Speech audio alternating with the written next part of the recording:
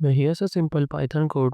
And can you find the correct output of this code? You can pause the video to think for a moment. So here, as you can see, we have a list, and here we're trying to merge 604 here. So you might have thought that this 604 will come at the end of here, but that's not the case. It's gonna print 1, 2, 6, 0 and 4 like this. Well, if you didn't understand this code, let me explain. So this is the code, and now let me first write the index of these elements 0, 1, 2.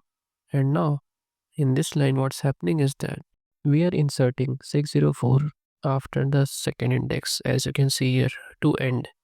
So as you know, a string is a set of characters.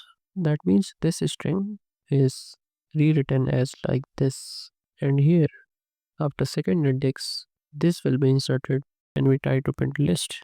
The list became 1, 2, and then 6, and then 0, and then 4, which explains the output.